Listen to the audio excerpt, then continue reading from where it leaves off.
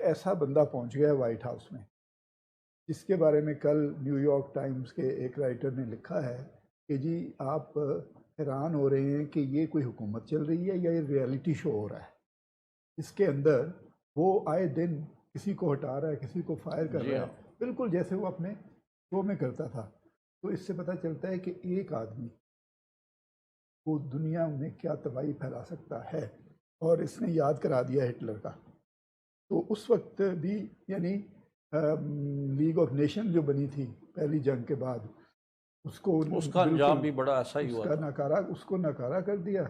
اور مطلب یہ کہ سارا آپ نے جیسے اشارہ کیا ہے، مطلب یہ کہ وہ ایک دم سے پھٹ گیا، سارا کچھ گر گیا۔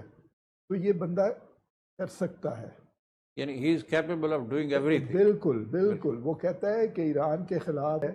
اب وہ ایک ایسے بندے کو لے آیا as national security advisor, John Bolton, جو کہ بالکل اسی قسم کی باتیں کرتا ہے، لیکن اس وقت جو صدر جو تھے یونائٹڈ نیشنز کا مستقبل آپ کو خطرے میں نظر آ رہا ہے۔ آپ کی سوچ کیا ہے؟ کیا انہی وجوہ کی بنیاد پر کوئی مورلٹی نہیں رہے انٹرنیشنل پالیٹکس میں، کوئی اعلیٰ ویلیوز جو تھیں وہ ختم ہوتی جا رہی ہیں، اور اس کی بنیاد پر یونائٹڈ نیشنز جو ہے اس کا وجود جو ہے وہ ختم ہوگا؟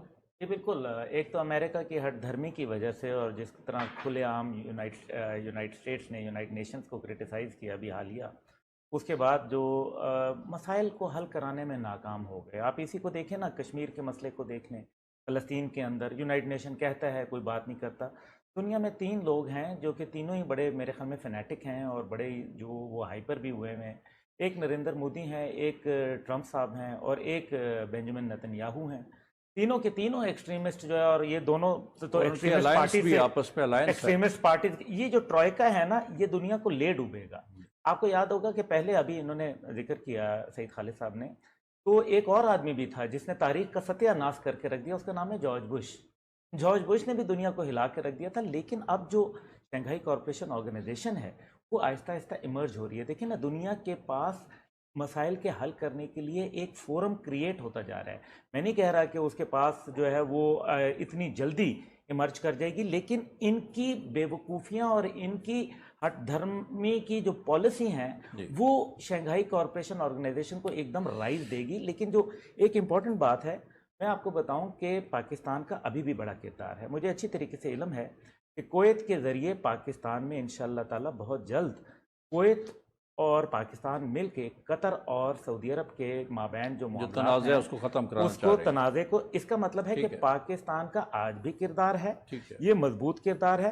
دوسرا جو اس کے اندر ہے کہ آپ اگر ہمارے عرب ممالک کے جتنے بھی لوگوں کو دیکھیں، آخر میں انہوں نے فرینڈز ناٹ ماسٹرز ہی کہا، پاکستان میں بھی کہا، بیرون ممالک بھی جو ہے وہ کہہ رہے ہیں، کیونکہ اپنا ہاؤس ان آرڈر نہیں ہے، اپنے اندر اتنے ویک ہیں کہ وہ اپنی جو بادشاہتیں ہیں ان کو طول دینے کے لیے، پروٹیکٹ کرنے کے لیے وہ چاہتی ہیں کہ کسی طریقے سے امریکہ کا جو ہے وہ شیلٹر آ جائے، یا کسی ایسی پاور کا شیلٹر آ جائے اس خطے میں، کیونکہ اسرائیل ڈومینیٹ کر رہا ہے، اس وجہ سے وہ اسرائیل کا شیلٹر بھی۔ جن صاحب، یہ جو یونائٹڈ نیشنز ہے اٹ سیلف، اس میں ریفارمز کی بھی بات ہو رہی ہے، امریکہ بھی کر رہا ہے، دوسرے ممالک کر رہے ہیں، اور انڈیا کی بہت بڑی خواہش ہے کہ اسے پرماننٹ ممبر بنایا جائے سیکیورٹی کونسل کا۔ امریکہ بھی اس کی حمایت کر رہا ہے کہ اس کو پرماننٹ ممبر بنایا جائے۔ ریفارمز کی کیا بنیاد ہونی چاہیے؟ کیا یہ کہ سیکیورٹی کونسل میں پرماننٹ ریپرزنٹیٹیوز بڑھائے جائیں، یا اس طرح ریفارم کیا جائے کہ یہ یونائٹڈ نیشنز جو ہے ایک ایسی باڈی ہو جو کہ اپنے مینڈیٹ کے اوپر، اپنے منشور پر عمل کرا سکے؟ دیکھیے، اصل میں سارا جو مقصد تھا اقوام متحدہ کا اور سیکیورٹی کونسل کا، اس کا یہ مقصد تھا کہ ایک تو امن ساری دنیا میں لایا جائے، اور اس کے ساتھ ساتھ جو ہے انصاف ہو ہر معاملات پر، جتنے بھی بین الاقوامی سطح، امن اور انصاف جو ہے یہ ان کے بنیاد تھی اور یہ اصول تھے۔ اب وہ جو اصول ہیں وہ آپ نے دیکھا کہ سب سے پہلے جو ان کو پاور ہے، مثلا یہ 5 جو پاورز ہیں، نیوکلیئر پاورز، 5 پیس، یہ جو ہے ایک لحاظ سے ساری دنیا کو ڈومینیٹ کر رہے ہیں، ان کا انفلوئنس اتنا بڑھ گیا۔ تو سب سے پہلی چیز تو یہ ہونی چاہیے ریفارمز میں کہ ان کو جو ایسے حقوق دیے گئے ہیں یہ اب ان کی کوئی وجہ نہیں ہے کہ ان کے پاس یہی حقوق جو ہیں وہ رہیں اور یہ دوسرے ممبرس کی طرح ہو جائے. تو ایک تو یہ ہے کہ مساوات جو ہے وہ ایک بہت بڑی چیز ہے. اس کے ساتھ ساتھ اگر آپ اس کو بڑھانا چاہتے ہیں سیکیورٹی کونسل کے پرماننٹ ممبرس کو تو پھر یہ بڑا ضروری ہے کہ اس کے کوئی اصول ہونے چاہیے اور یہ اصول نہیں ہونا چاہیے کہ آپ کی جو اس وقت ممبرز ہیں اور خاص طور سے جو امریکہ ہے اور برطانیہ ہے اس کی یہ خواہش ہے کہ جتنا انڈیا کو اور ایسے جاپان کو جو کہ ان کے ساتھ بڑے اتحادی ہیں ان کو اور اسٹریٹجک پارٹنرز ہیں ان کو اس میں لایا جائے.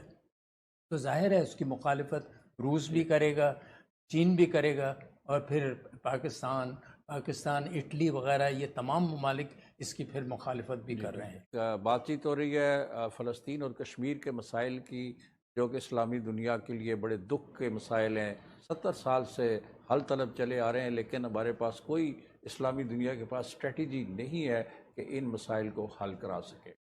جن صاحب کشمیر کا ایشو جب سے نریندر مودی آیا ہے آپ نے بھی اور سب ہمارے اینالسٹ نے کہا ہے کہ یہ ایک عجیب سی بات ہے کہ وہاں پہ پریزیڈنٹ ٹرمپ ہے اور یہاں پر مودی ہے, دونوں میں ایک ہم آہنگی اور سوچ کا بالکل ایک دوسرے سے ملتی جلتی ہیں ظلم کرنے کے اعتبار سے.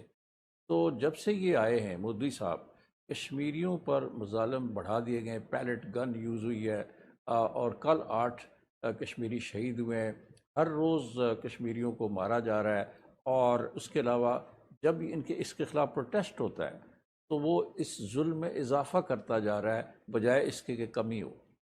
دیکھیے آپ کو یاد ہوگا کہ جب مودی صاحب آئے تھے پاور میں یا اس سے پہلے بھی ان کا جو الیکشن مینیفیسٹو تھا اس میں انہوں نے کہا تھا کہ میں کشمیر کا معاملہ جو ہے وہ حل کر دوں گا اور ان کی یہی سوچ تھی جس پر وہ عمل کر رہے ہیں مسلسل.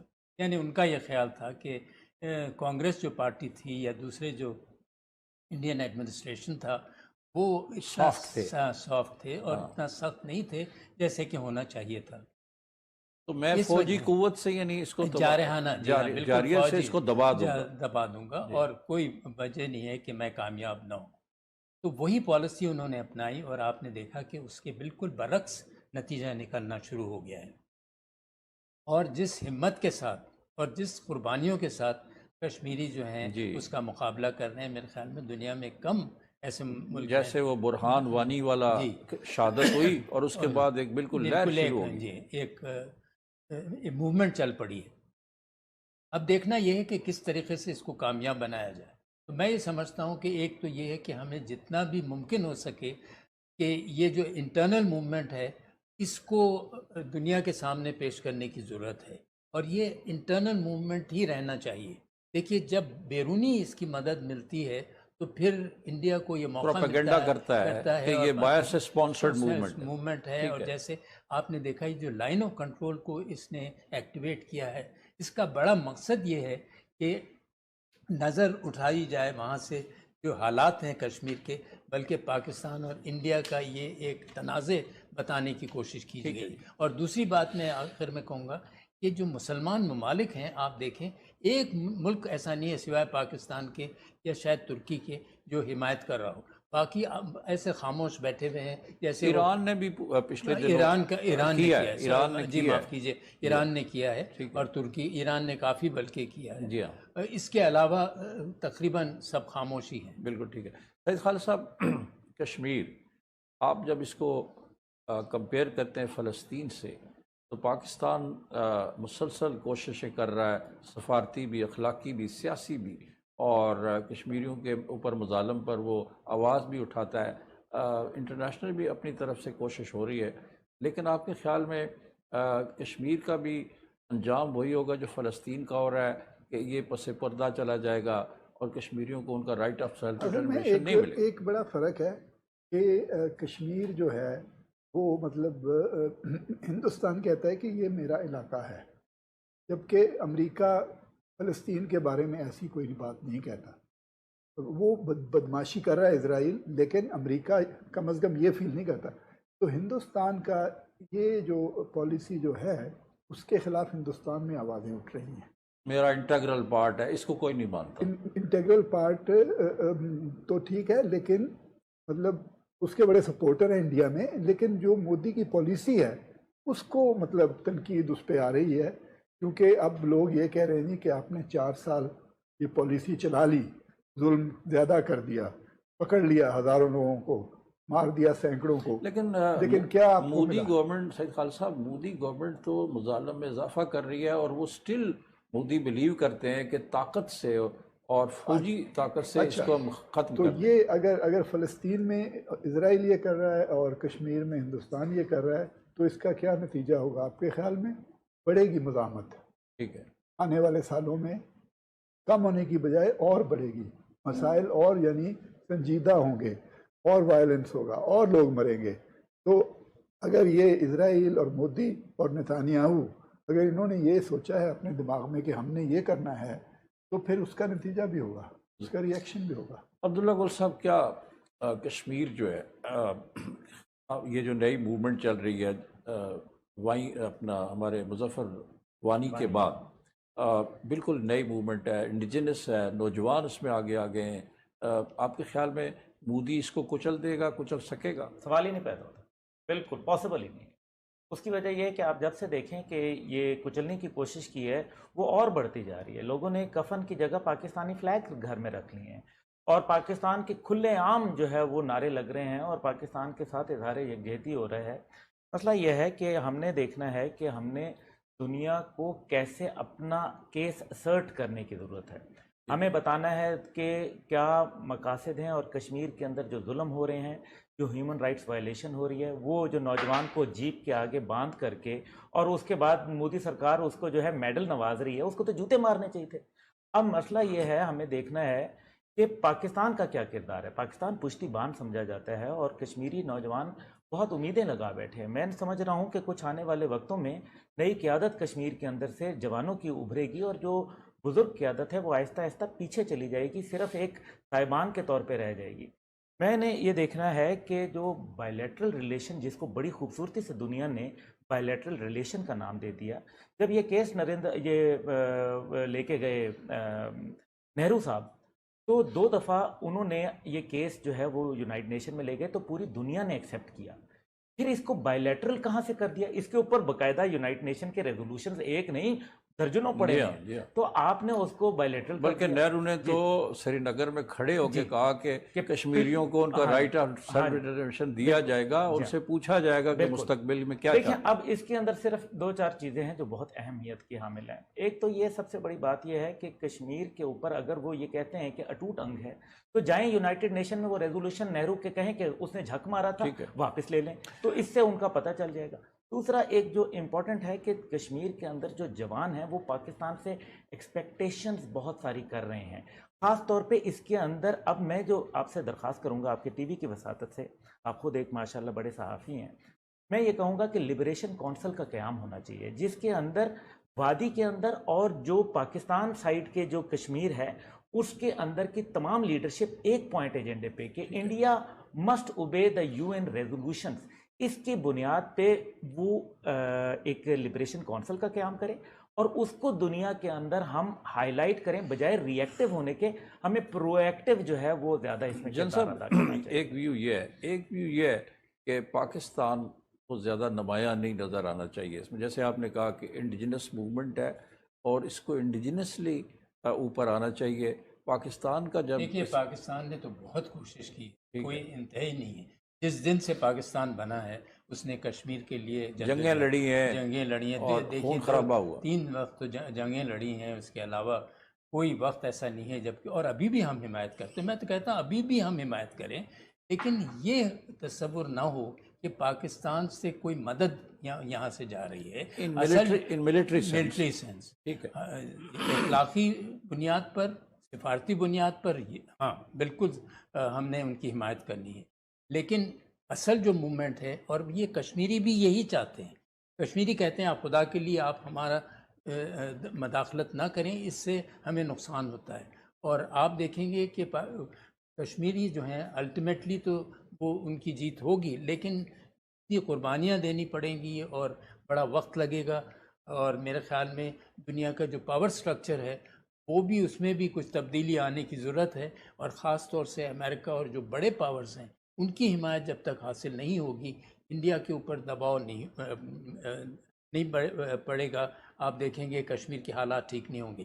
دوسری چیز یہ ہے کہ اندرونی لحاظ سے بھی انڈیا میں تبدیلی آنے کی ضرورت ہے، اور اس کے لیے انڈیا میں کچھ قوتیں ہیں، حالانکہ وہ بہت مائنورٹی میں ہیں، لیکن وہ یہ سمجھتی ہیں کہ جو برتاؤ ہے کشمیریوں کے ساتھ جو مظالم ہے ان کا خاتمہ ہونا چاہیے۔ کچھ انٹلیکچوئلز ہیں جیسے ارون دتی رائے ہے اور بھی کچھ لوگ ہیں، وہ آوازیں بالکل اٹھا رہے ہیں وہاں پہ۔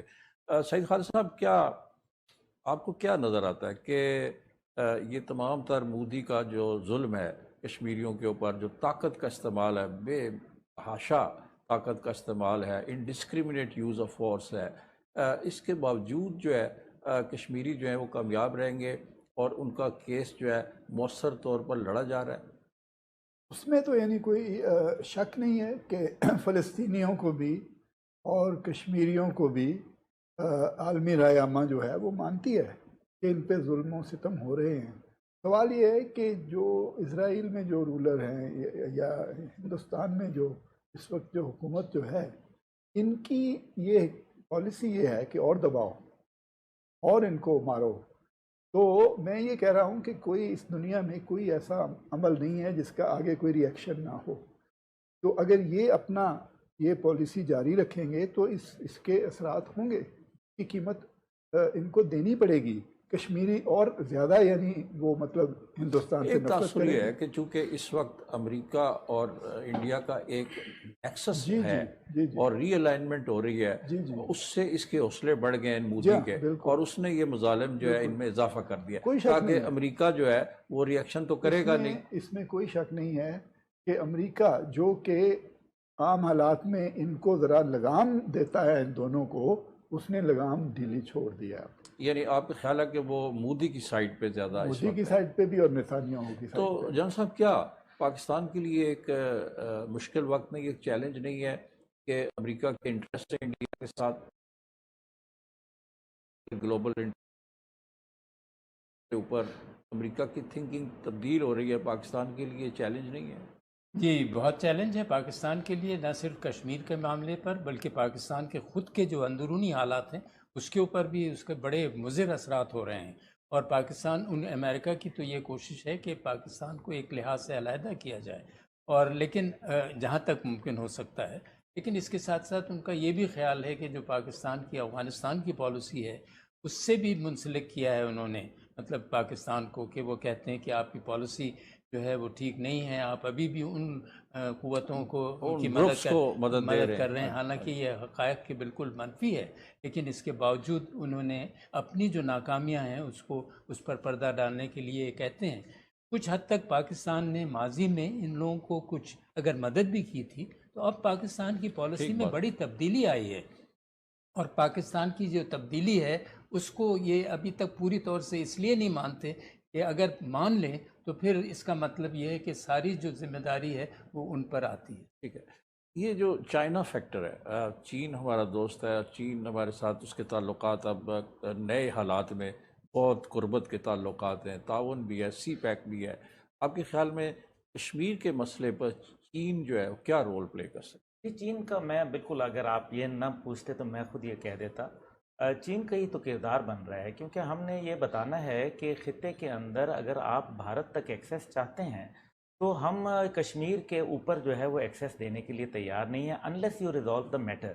اور اس کے اندر چاہے وہ ٹیپی ہو، چاہے وہ کیزا 1000 ہو، یا سینٹرل ایشیا سے ایکسیس ہو، یا گلف سے ایکسیس ہو، ہمیں اس کے اوپر جو ہے وہ کہنا چاہیے کہ all roads to prosperity and peace goes via سری نگر۔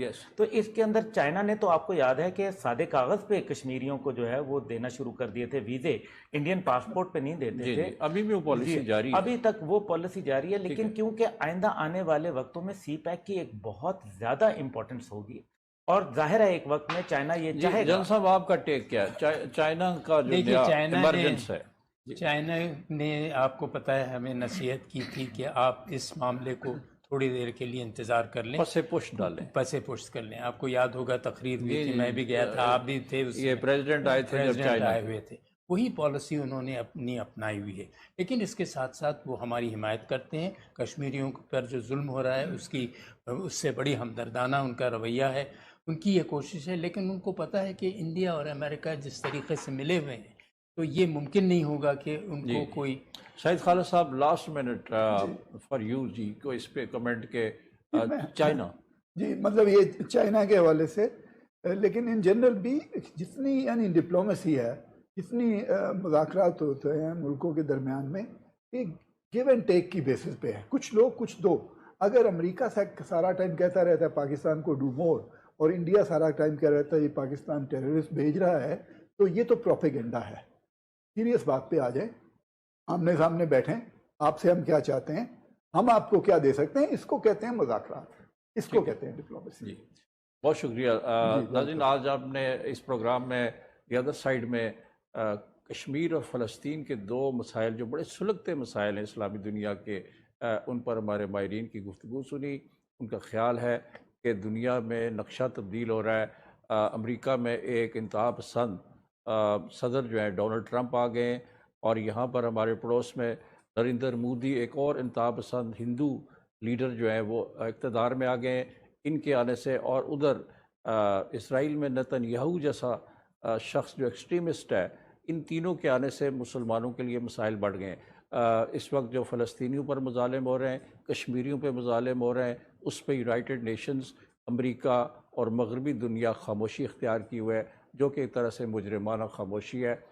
یہ سارا منظر جو ہے ہمارے ماہرین کے خیال میں تبدیل ہو سکتا ہے. دنیا میں الائنمنٹس اور ری الائنمنٹس جو ہیں وہ ہوتی رہتی ہیں، اور امکان یہ ہے کہ اخلاقی جو اقدار ہیں ان کو اولویت دی جائے گی. Moral forces will ultimately prevail. میں آپ کا جناب جنرل صاحب طلعت مسعود صاحب، سعید خالد صاحب آپ کا، اور عبداللہ گل صاحب آپ کا بہت شکر گزار ہوں. آپ نے اپنا وقت دیا اور اپنی انپٹ دی اس ایشو پر. اسی کے ساتھ یہ پروگرام ختم ہوتا ہے. جاوید صدیق کو اجازت دیجیے. خدا حافظ.